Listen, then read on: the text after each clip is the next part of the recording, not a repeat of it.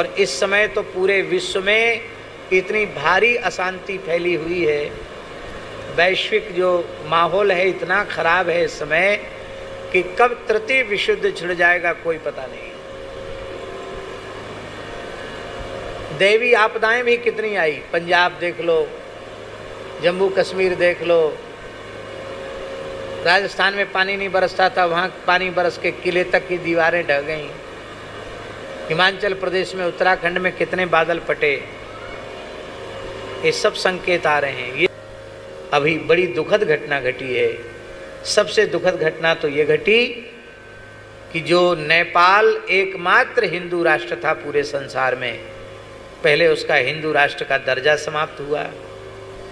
राज परंपरा थी, वो परंपरा नष्ट हुई। राजा का पूरा खानदान नष्ट कर दिया गया।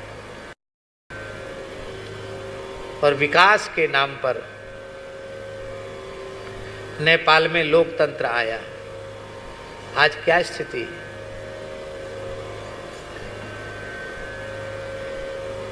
नास्तिकता, कम्युनिस्ट विचार बहुत बढ़ गई। जिस नेपाल में सर्वाधिक, जब तक नेपाल में गाय का आदर था तब तक वो हिंदू राष्ट्र था। गाय का तिरस्कार होते ही अशांति, उपद्रव शुरू हो गए और अब वह स्थिति नहीं है। मुस्लिम देशों से इतना धन आ रहा है और इतनी तेजी से मुस्लिमकरण हो रहा है नेपाल में। हम तो नेपाल कई बार गए हैं महाराज, छोटे से छोटे गांव में एक से एक कीमती मस्जिदें बनी हुई। वहाँ गरीबी, इतना धन कहाँ से आया? बड़ी तेजी से धर्मांतरण है। और हमको एक पादरी मिला एयरपोर्ट पर, बोला काठमांडू जा रहे हैं। हमने कहा किस लिए? बोले अपने धर्म के प्रचार के लिए जा रहे हैं। विदेश का था। ईसाई मिशनरियां बहुत तेजी से, बचे खुचे लोग कम्युनिस्ट हो गए, ईसाई मुसलमान बढ़ गए। हर गांव में चर्च, हर गांव में मस्जिद। हिंदू साम्राज्य समाप्त होने का ये दुष्परिणाम हुआ कि आज नेपाल में आग लगी हुई है चारों ओर।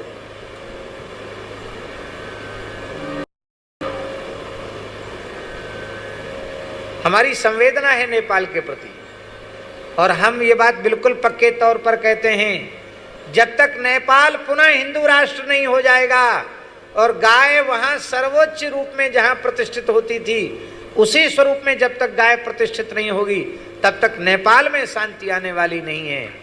और यही जब सौभाग्य का दिन भारतवर्ष में, भारतवर्ष की धरती गोवध के कलंक से मुक्त होगी और गाय सर्वोच्च रूप सिंहासन पर, पूज्यता के, आदर के, सम्मान के सर्वोच्च सिंहासन पर जब गाय प्रतिष्ठित होगी तो उसी दिन भारत विश्व गुरु हो जाएगा।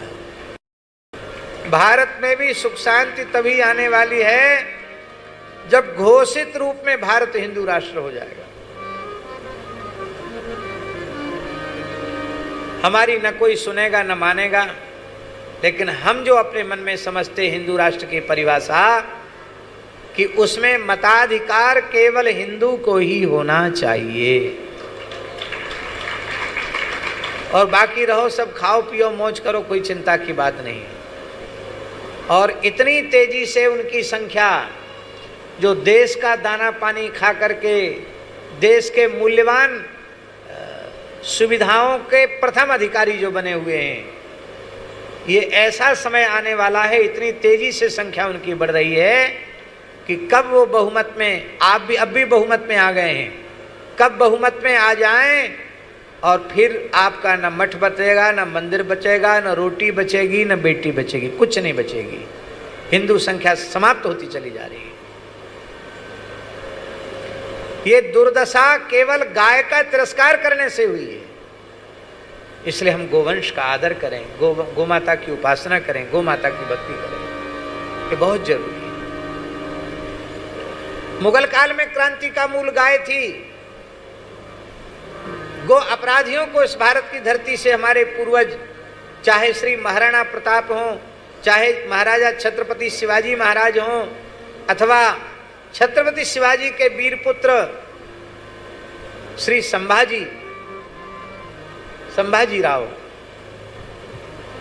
क्या कहना, कैसा अद्भुत शौर्य पराक्रम था छत्रपति शिवाजी के पुत्र संभाजी में, कि जिन्होंने औरंगजेब की सत्ता के छक्के छुड़ा दिए थे और अपने ही लोगों ने छल करके भेद करके उनको पकड़वाया।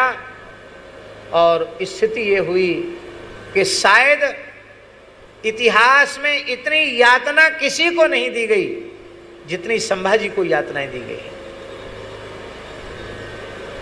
जीवित अवस्था में उनके नख निकाल लिए गए, उनकी जीभ निकाल ली गई, लाल लाल गरम गरम लोहे के सरिया उनकी आंख में घुसा दिए गए।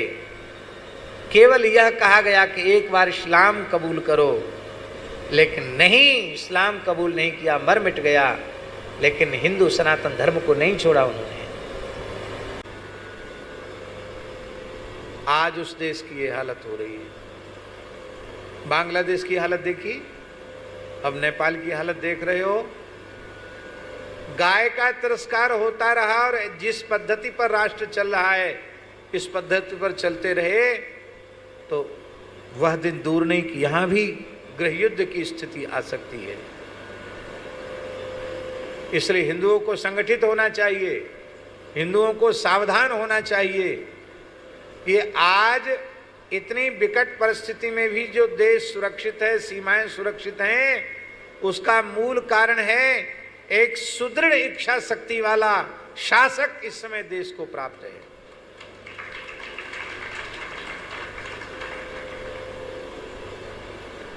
विश्व की सबसे बड़ी शक्ति अमेरिका झुका नहीं पाई, और एक दिन आएगा कि अमेरिका को झुकना पड़ेगा, भारत नहीं झुकेगा। क्यों नहीं झुकेगा भारत? इसलिए नहीं झुकेगा क्योंकि एक राष्ट्रवादी विचारधारा का एक राष्ट्रभक्त प्रशासक के पद पर बैठा है, प्रभाव लेकर के बैठा है। हाँ, हमारी एक ही शिकायत है, आपने सब काम बहुत अच्छे अच्छे किए, पर जब तक पूरे देश में गोवध का पूर्ण निषेध का कानून नहीं बनेगा, तब तक आपके सभी अच्छे कार्यों पर मुहर नहीं लगेगी। अभी मुहर लगना बाकी है, और वो मुहर तब लगेगी जब इसी शासक के शासन काल में भारत की धरती गोवध के कलंक से विमुक्त होगी।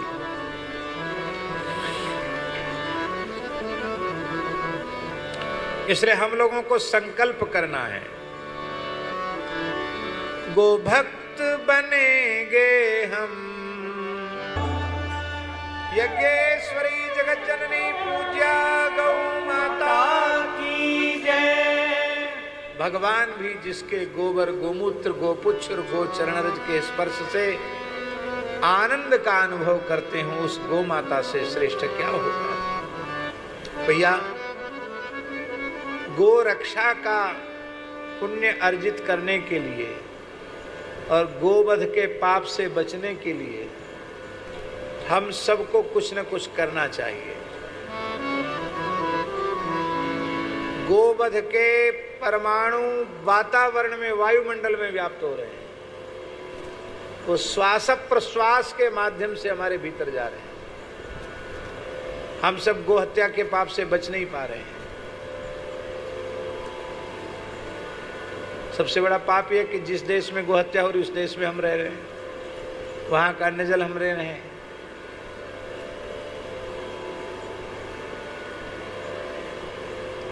क्या करें? पहला काम, गोरक्षा के लिए भगवान से नित्य प्रार्थना। इसमें एक पैसा खर्च नहीं हो रहा है, रोज करो। कम से कम 4 माला 5 माला जप गोरक्षा के लिए करो और उसका पुण्य गोरक्षा के लिए अर्पित करो। भगवान से प्रार्थना करो कि प्रभु आप कृपा करें, भारतवर्ष में गोरक्षा का वातावरण जल्दी निर्मित हो और भारतवर्ष की धरती गोवध के कलंक से विमुक्त हो।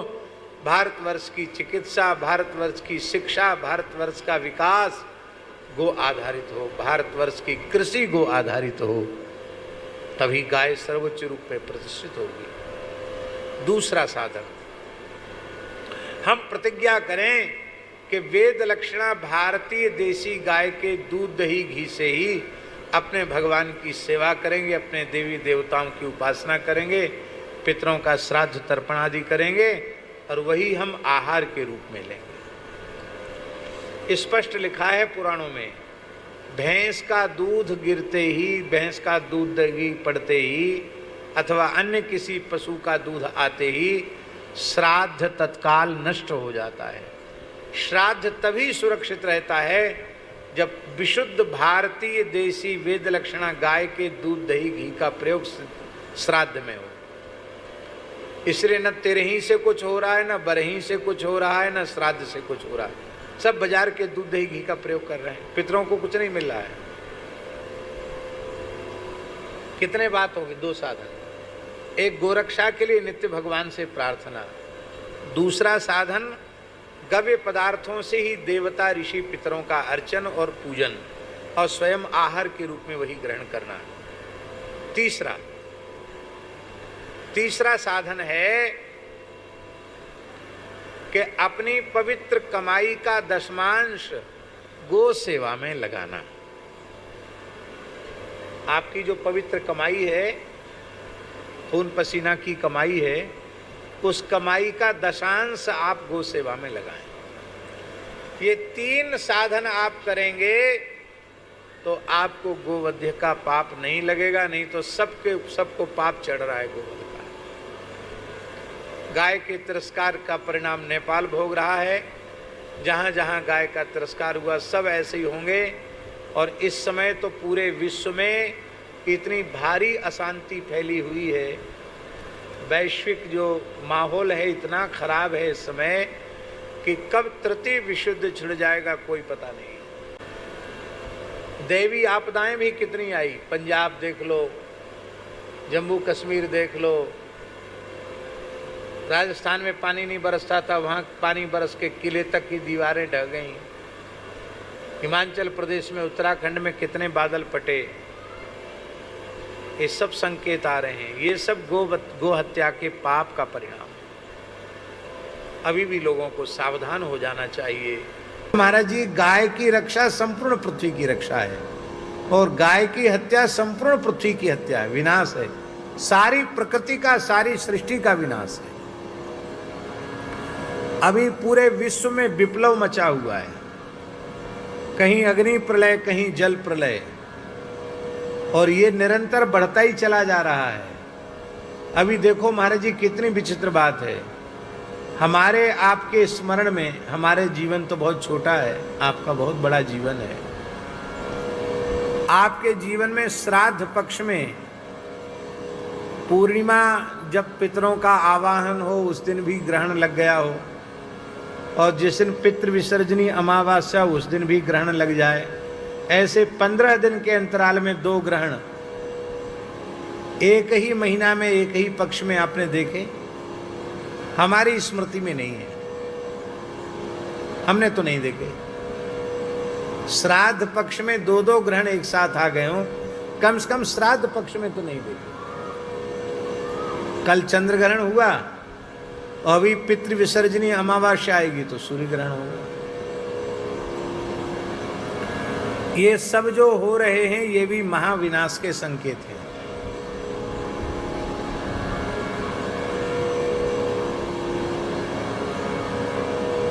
सब कह रहे हैं तैयारी करो, कोई कहता सोना खरीद के रख लो। अरे भाई, ये चाहे सोना खरीद के रख लोगे, चाहे चांदी खरीद के रख लोगे, भयंकर देवी आपदा आएगी तो क्या सोना चांदी खा के पेट भरोगे? महाराज जी, जल के बिना खेती नहीं होती है। लाखों हेक्टेयर भूमि जलमग्न हो गई, लहलहाते खेत धान के सब, वहां कमर कमर भर पानी हो गया, खेत भी खराब हो गए, वहां धार चल रही है पानी की। अभी वृंदावन की ये हालत है। आज किसी ने हमको दिखाया मोबाइल पर, गोकुल रमन रेती में वहाँ के संत, वहाँ के विद्यार्थी आश्रम में ही तैर रहे हैं। इतनी यमुना जी आ गई। अपने मलुक पीठ में, वृंदावन परिक्रमा मार्ग में तो इतनी यमुना जी चल रही है। आप खड़े होकर वहां खड़े नहीं, इतनी तेज धार चल रही यमुना जी की। हमारी जो पुरानी गौशाला है उसमें कम से कम 10 फीट पानी है यमुना जी। नई गौशाला के द्वार तक भी पहुंच गया।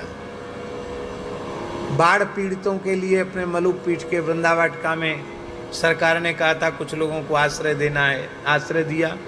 जिस हॉल में उसको रखा था उस हॉल में गंज यमुना जी आ गए। अब वहीं सब गंदगी कर रहे हैं, क्या करें। और इतने बड़े जल के बाद फिर महामारी फैलती है,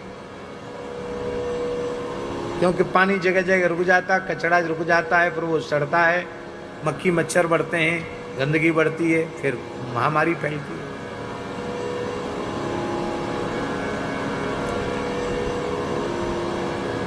यह सब जो भयंकर उत्पात हो रहे हैं, दैवी उत्पात, और पूरा विश्व ये तो कब लड़ झगड़ कर आपस में मर मिटेंगे कोई ठिकाना नहीं है।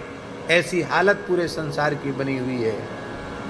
ये सब है गो हत्या का भयंकर परिणाम। इसलिए गाय की रक्षा संपूर्ण धरती की रक्षा है, संपूर्ण प्रकृति और पर्यावरण की सुरक्षा है, और गाय का वध पूरी पृथ्वी की हत्या है। इसलिए स्पष्ट भागवत में लिखा है, गौर मूत्वा श्रुमुखी खिन्ना क्रंदन्ति करुणम विभो उपस्थितांतिके तस्मै व्यसनम स्वमवोचत। उसमें पृथ्वी ने गाय का रूप धारण कर रखा था, अपने नेत्रों से आंसू बहाते हुए, और वह पृथ्वी देवी करुण स्वर से रभा रही थी। ब्रह्मा जी के पास सारी अपनी करुण कथा गौ माता ने, पृथ्वी माता ने सुना दी।